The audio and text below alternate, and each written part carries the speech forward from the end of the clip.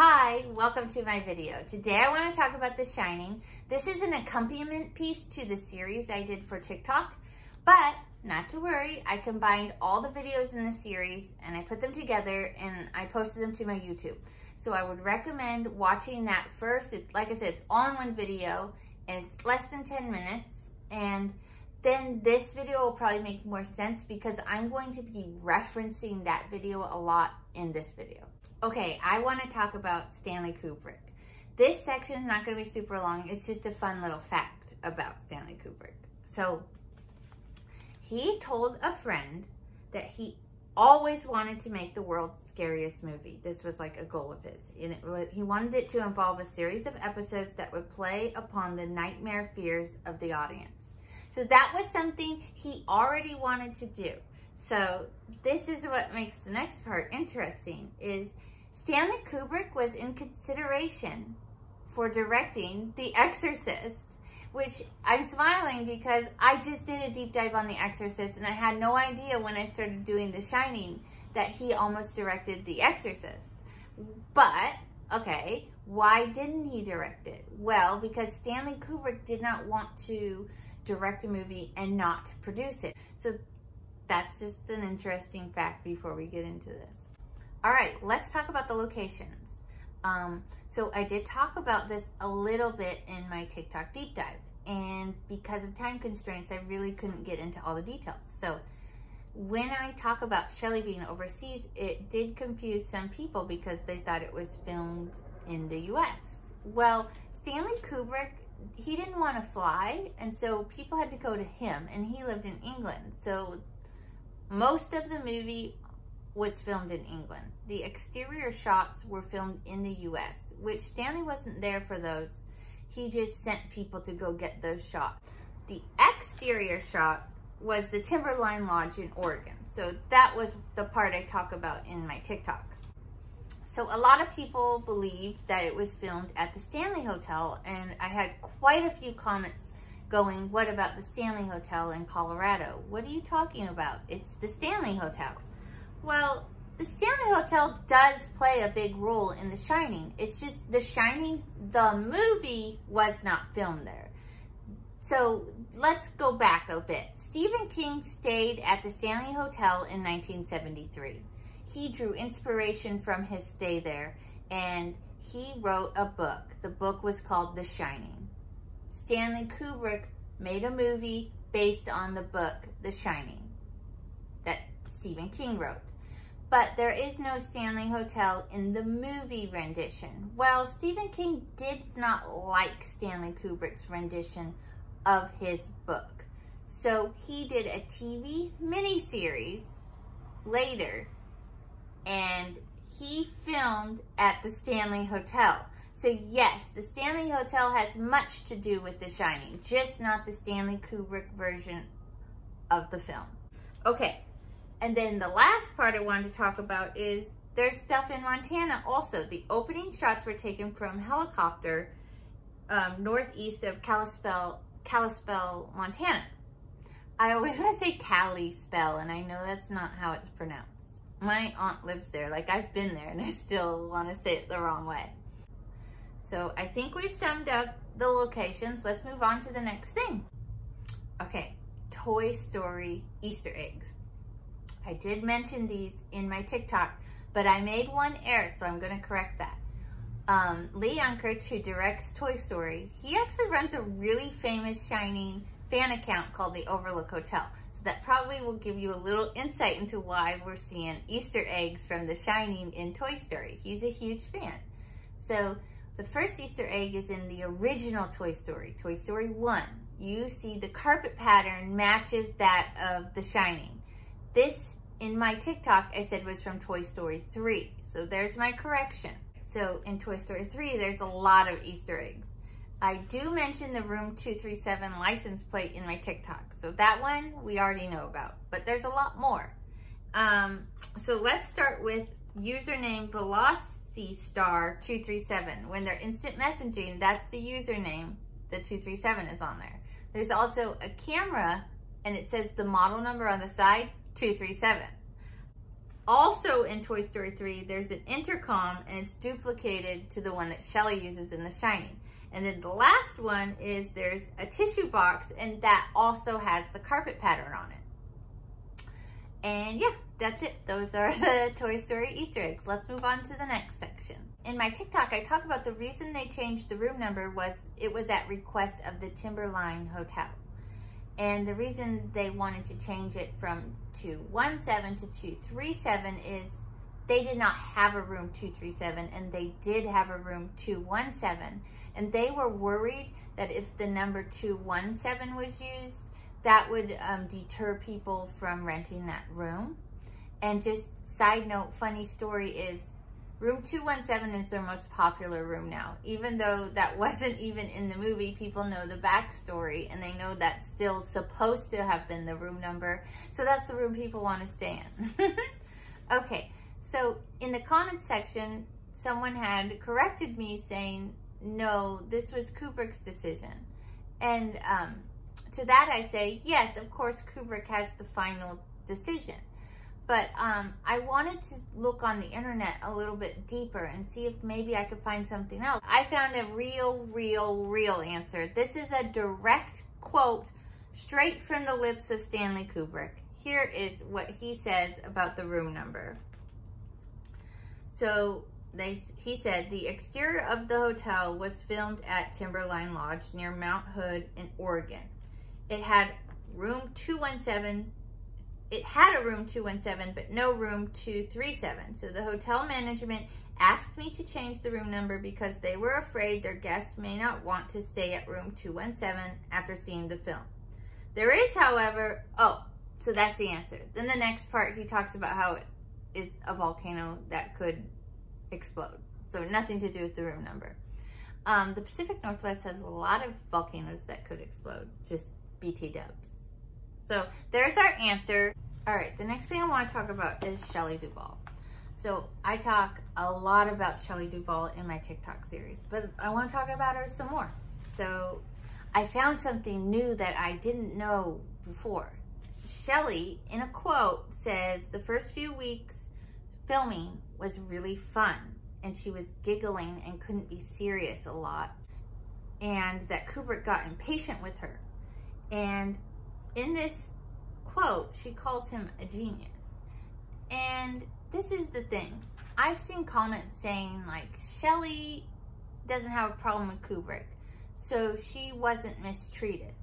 So these are not mutually exclusive. She can still not have a problem with him and him mistreated her. She can still say what he did helped make the film better and still be mistreated. Like, I don't really see a correlation between her not talking awful about Kubrick and Kubrick treating her awful. Do you see what I'm saying? She's a better person than him, so she doesn't hate him. Okay, let's move on. So she does say he grew impatient, so maybe there's a little motive there, but I don't know. I think it would have still been that way, because if you know anything about how Stanley Kubrick, cat problems. If you know anything about how Stanley Kubrick directs, he's meticulous. He does a lot of takes. He cares more about the outcome than the well-being of the actors, or so it seems, from what I've read. So in an interview, Shelley talks about some of the factors that made filming The Shining so difficult. From May until October, I was really in and out of ill health because the stress of the role was so great, and the stress of being away from home, just uprooted and moved somewhere else, and I had just gotten out of a relationship, and so for me it was just tumultuous. I didn't like how I phrased something, so I want to say it again. So put yourself in Shelley's shoes. You get a role with a huge director-producer. Of course you're going to take the role, and you have to go overseas. So you are completely alone, and she was filming for 13 months. So 1 year with no friends or family. That's a long time. She also mentions that she had just gotten out of a relationship.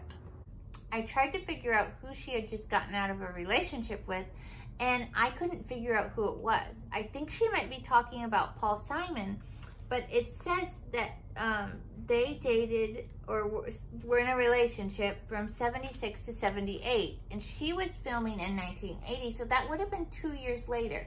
So this is my theory.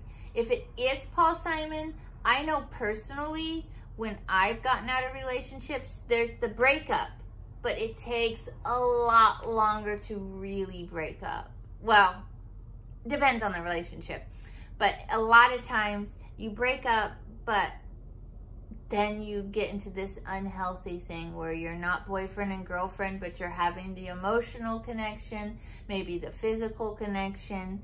And it's usually this happens when one person wants the relationship to be over and one person doesn't. I had a guy do that to me for like 1.5 years after we broke up. And I didn't date other people in that 1.5 years because I was being satisfied, like emotionally. My emotional needs were met because I was still seeing him. So I wasn't able to heal or move on from that relationship. And so the whole point I'm trying to say is, when she said she just got out of a relationship, but on the wiki it said they'd been separated since 78, that's 2 years, but we don't know. They might have just been officially broken up. Unless there's another guy I don't know about. So, long tangent. Well, I'm filming corrections before my video is even posted. But I didn't want to take everything out, so I thought I'll just put this correction in. While I was looking for pictures of Shelley Duvall and Paul Simon together, I learned something which kind of makes my whole theory not true. So I learned that Shelley Duvall introduced Carrie Fisher to Paul Simon, and then Carrie Fisher and Paul Simon started dating and even got married, but they had quite a tumultuous relationship where they would break up and get back together a lot. So maybe my theory isn't not true. Like maybe he was rebounding with Shelley in between when him and Carrie would break up. Also, if Carrie and Shelley were friends, like, I need to look more into this. I did not deep dive on this information. I just found it out and I wanted to make mention of it because my whole like theory probably isn't true at all, and that's why it was a theory. Anyway, okay. So she went into it and all alone. And then one thing that made it extremely difficult for her is when you're acting in a horror movie, you need to cry and scream. Like that's what the role requires from you. And crying and screaming all day long, and Stanley Kubrick, you know, shoots, and not just him, I think lots of movies are like this. You're shooting 12 hours. It's not an 8-hour day. It's a 12-hour, 16-hour, 18-hour day, screaming and crying. That just alone, without any of the extra hamburger helper, is going to drain you. And so she was shooting 6 days a week. And so she talks about how just that had such a physical toll on her, like physical. Well, I'm sure mental too, but she said she felt physically ill and her hair started falling out. There's even a clip of her showing Stanley that her hair's coming out, and he just pulled all my hair. I pulled hunks of hair out on the windowsill. And the back got caught. Need to trim those. Hunks of hair. Oh, look. Okay. It just comes out. Okay, right now, fellas. No rushing. There's more to come, Charles. Come on. Come on, no right Got to set up anyway now, boys. Let's go. Come on, Sean. Get the dummy. No, she isn't carrying him. That's right. Okay, let's go.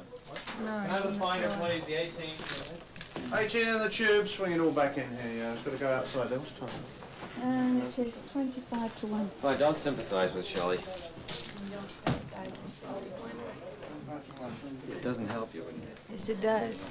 It does. Extremely lonely being from station. Yes, I know. Let's go. Right, okay. 18. Boys, want the video was going to be around here. Get this all set up. Now, Stanley's whole idea was he wanted a genuine reaction out of her because he thought that will be better than someone who's acting as if they're feeling it in real life. It's going to come through. And so that was his motive to mistreat her. And when I say mistreat her, these are some of the things he would do. He would constantly shoot her down. If she had an idea, shoot it down.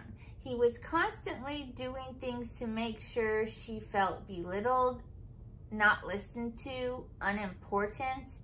And he would even tell the set, don't compliment or praise her. So she's going for 13 months, pouring her heart into this all day long, and she's not receiving anything positive. He cut off positive, no positive. In fact, he didn't want people talking to her. He wanted people just to kind of avoid her. His goal was to have her completely isolated, feeling alone. And this is the thing. He did not tell her, hey, I'm going to treat you this way because I want to elicit this reaction from you, because that ruins it, doesn't it? If she knows, then she can justify in her mind, oh, he's doing this so that he can get the shot, and then it's not genuine, right? So he didn't tell her he was doing this intentional thing to kind of mind games, to mess with her mind. He didn't tell her. So I believe that obviously over 13 months of doing this, she figured it out. But even if you know it, that treatment is still happening to you. And so this had a huge effect on her. So every day she was given a new script. Then he would give her the lines and then cut them. So she's learning lines that are getting cut, and every day she's having to learn new lines. And that just in and of itself, I can't imagine. And anytime she made a mistake, he'd really give it to her. Like, you're wasting everybody's time.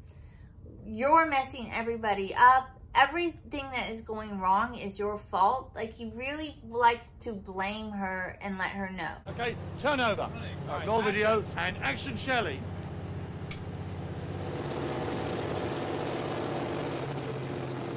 Action, Shelley.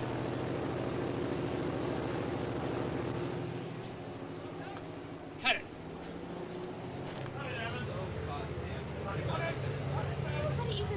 There's no desperation. Oh, come on. What do you mean roll 2 video? seconds. We're f***ing killing ourselves out here, and you've got to be ready. I am too. I'm standing So we right play by mood the music? door.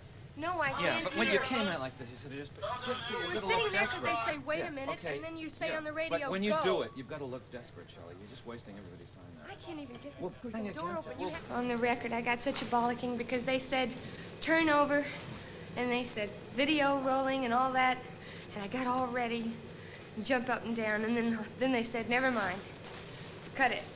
And then I went to take a bite of soup. The next thing I know, action, Shelley. So. Like, yes, he made everybody take tons of takes. He's notorious for doing tons of takes. I heard the story about Jack Nicholson ate only cheese sandwiches for 2 weeks because he didn't like cheese sandwiches to really help him kind of stay down, you know? But eating cheese sandwiches and then being someone mentally playing games with you so that your psyche is disturbed is not the same thing. One is worse than the other. And I've also heard arguments of people saying, like, well, you know what, she's a paid actress, she's working with Kubrick, she knows what she's getting into. And when I hear that, I hear victim blaming. Don't do that. If someone mistreats you, then you are being mistreated. And it's not as simple as getting out of the situation as I quit. I just, let me put myself in this situation. So I'll put myself in this situation. I've gotten a big break in a movie role. I get there and I don't like how I'm being treated. I'm not going to punish myself.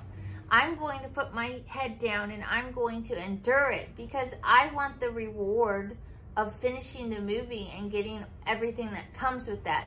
And then that can open up more opportunities for me in the future. So my mindset would be, let me get through this. Because if someone is mistreating me, again, I'm thinking for myself, in a way, and I say, you know what, I'm not going to take this and I leave, then I lose twice. Because I've already been mistreated, and now I don't even get to reap the benefits of finishing the movie. And you know what? Life's not black and white. Life is gray. There's so many factors that go into every decision that we make. And then, you know what? The thing about mind games, it's hard to talk about them. It's nuanced. And nuance is not something that's easy to put your words to. So if someone is intentionally playing mind games with you, how do you speak about it? It's very difficult. And I've heard other comments saying like, well, the movie didn't give her a mental illness. She already had mental illness. Well, yeah, she might have already had mental illness. You know, it's not one thing most of the time. It can be lots of things. This is a factor that affected her life. And even if she's not going to talk bad about him, it doesn't mean she didn't experience it. And yes, there's lots of factors in everybody's life, but I think that this is a factor that affected her. And PTSD is something that can come out. Like, she could go do that and then film another movie the following year and then not have effects from it till 5 more years. So I saw other comments talking about, oh, well, so she just went crazy 30 years later. And it's like, well, we don't know. And yeah, maybe she did, but we don't know exactly when that happened. And the other thing is, I'm sure it wasn't a switch. I'm sure it was a gradual thing. And this is just one of the factors in her life. And when you have something that affects you in your life, like something mentally, something like this that's detrimental, something that is prolonged, you know, 13 months. It's not one incident.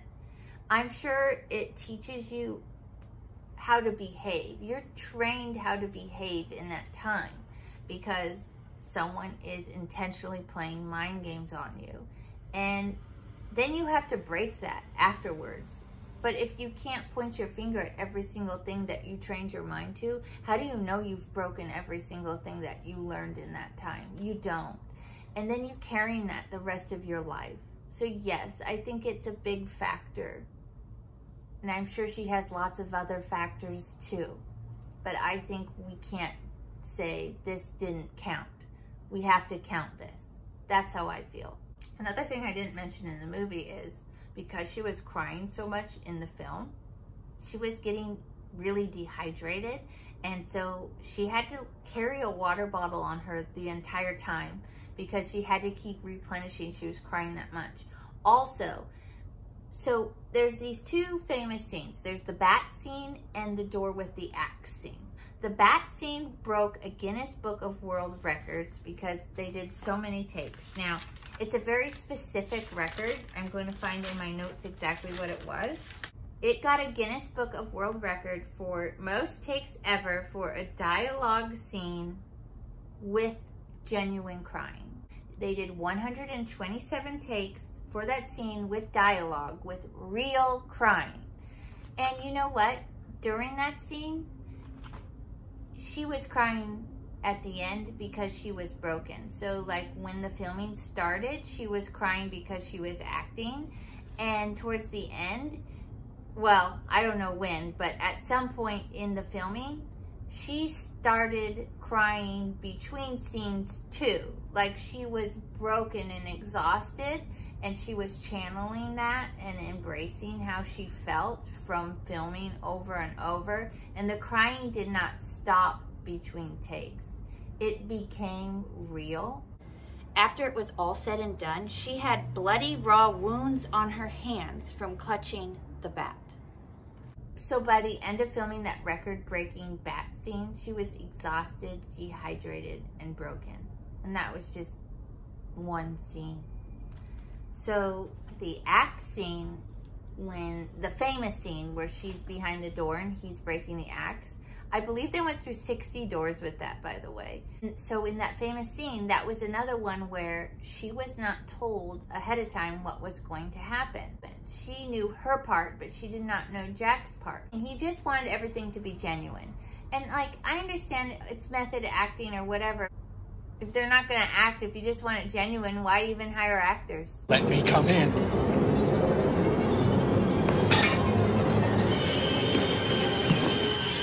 Not by the hair on your chinny chin chin. Then I'll huff, and I'll puff, and I'll blow your house in.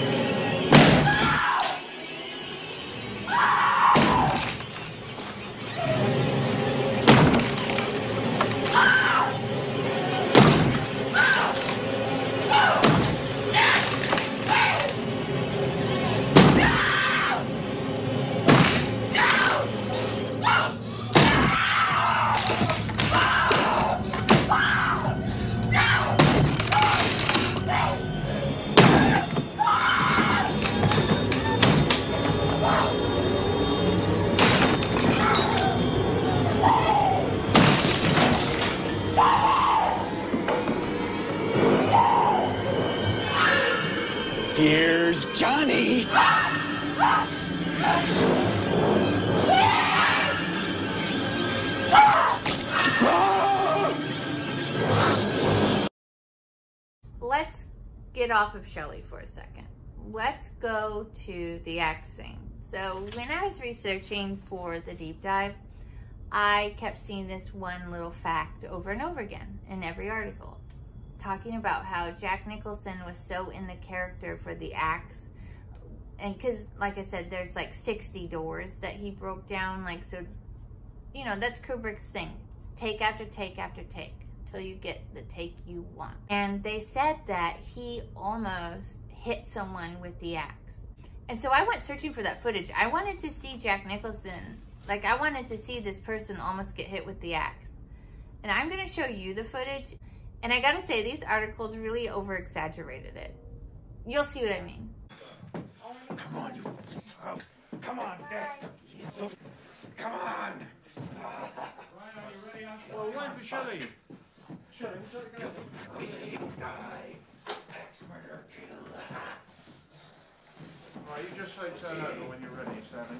Okay, so that was the scene, and to me, it just looked like he picked the axe up and the guy was like, oh, let me get around you. In the articles I read, they talk about like, oh, this man was almost, like, had to jump out of the way. He was almost hit by the axe. I don't know, so that's just a little debunk. I wanted to talk about Shelley after The Shining came out. So she said after it came out, it was really disheartening for her because that was, I think, the thing that she was looking forward to. I'm going to endure how I'm being treated because once the movie comes out, then it's like exercising or chores, you know. You do the thing you don't want to do because there's a reward at the end. Well, when The Shining came out, it got mixed reviews. And Stanley Kubrick, at that point, this was the first of 9 of his last films not to receive a nomination for an Oscar or a Golden Globe. And they did get nominated for something. They got nominated for the first ever Razzie Award. And if you don't know what the Razzie Award is, that is short for the annual Golden Raspberry. And what that is the opposite of an Oscar. It's like the worst of. It's kind of like an insult to receive it. And Shelley was nominated for it. And that had to hurt. And another thing she talked about is how all the articles focused on Jack Nicholson. And they focused on his performance. And she said she didn't even get much of a review. Like, it felt like she was completely overlooked. And I don't think she resented Jack. I just think that hurt because she put all this time into it. And people just didn't really acknowledge her, which is something she had just experienced for 13 months. I think the whole thing for her must have been pretty difficult. I wasn't able to film everything at once. I got tired. And of course, the moment I start talking, a semi-truck drives by. I don't know how loud that's going to be. It's a beautiful day out, and so I wanted to sit by the little balcony. And when I was filming earlier, it was at nighttime, so that's why I wasn't enjoying the sun. Okay, let's get back into it. So, before I go on to the next topic, there was a couple of quotes I wanted to read. Oh my gosh. World's loudest diesel truck drives by. It was perfectly quiet until I decided to film. Okay, this is just some direct quotes I wanted to read. And especially because there's a lot of naysayers I noticed, which was kind of surprising to me. People have spoken about this who were in the movie. So like, here's Jack Nicholson, he said this. Kubrick was great to work with, but he was a different director when working with Shelley Duvall. Or excuse me, when working with Duvall. So right there, he says he treated Shelley differently. Oh, here's a quote from Shelley. Going through day after day was excruciating and unbearable. But next I want to move on to the Dr. Phil. So Shelley retreated from the public eye after her last screen performance in 2002, keeping mostly to herself. And that was actually something in my deep dive where people were like, she acted after The Shining. What are you talking about? And that was just I was running, you get 1 minute per video, so it's difficult. You have to cut so much and just keep the bare bones of every single thing. Okay, so when Shelly made her appearance on Dr. Phil, she had actually already been out of the public eye for over 10 years. So when she came on the Dr. Phil show, it was kind of a shock to a lot of people because it was clear to see her mental health was not in the best place. Ailing Health. I'm very sick. I need help. Well, that's why I'm here. All new Dr. Phil. I loved Robin Williams. I don't think he's dead. Where do you think he is? Shape-shifting. Do you see him? Has, yes. Her unusual beliefs. The man who's threatening me is the sheriff of Nottingham. I think there's a whirring disc inside me.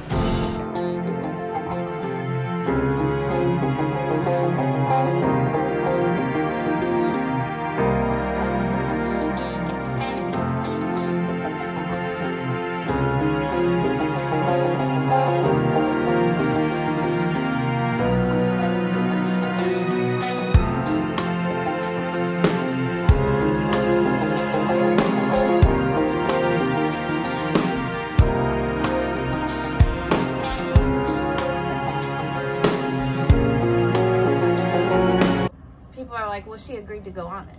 Yeah, but if your mental state isn't in the place where you can actually consent to those kind of things, and Dr. Phil should know that, so. And he was okay with her on the show. I mean, a lot of people were not happy with that. When she had done her appearance on Dr. Phil, Robin Williams had died just a year prior, and she did Popeye with him, and she was close with him, and I mean, that probably had to have a big effect on her too. In the interview, she does talk about Robin Williams. She believes he was alive. She believed he was shape-shifting. I mean, and like, that just shows like she was in turmoil about it. So the Dr. Phil show did try to help her. After 3 days, they tried to get her into this facility, but she did not want to take the medication. She refused to take it, and she also would not sign the paperwork that they needed her to sign in order to treat her. So the Dr. Phil show wasn't able to treat her. Well, then after that, the Actors Fund of America reportedly stepped in to help pay for her treatment. So in order to contact her, they didn't know how, so they contacted her by reaching out to the Dr. Phil show. And then the Dr. Phil show got them in contact with her. So the Actors Fund of America wanted to get her help, and the help she wanted, without medication, because Shelly didn't want to take medication, so they were trying to get her that help lined up. And Shelly at this point had gone back to go live with her family and her boyfriend. I don't know if she has that boyfriend now. The article didn't say who he was either. And so they began working with her mother to provide local professional treatment for alternative forms of treatment because she refuses medications. And they were ready to help with financial services, with social services and financial aid. And I'm pretty sure that didn't end up working out either. Once I get to that part in the research, it was actually really difficult to find information about Shelly. It kind of ends there, everything I've looked for. There have been reports of, okay, like in Shelly's town, she lives in a small town, I believe in Texas. Shelly has become a recluse, and many blame The Shining. Yeah, we know that. Okay, it's been reported her neighbors say she wanders around in her small town looking disheveled, strange, and totally crazy. No, I mean, those aren't my words. Obviously, I'm not there. These are what I've read. And in the comments, actually, a lot of people have said, yeah, one person had talked, oh my gosh, there's so many comments. If I can find the comments, I'll put them up, but I just don't know if I can re-find them. But somebody had talked about her coming to a bowling alley to eat every day, and then eventually the bowling alley had to kick her out. And another person said, like, she is living in Texas in a small town, confirming that, like, that they had seen her.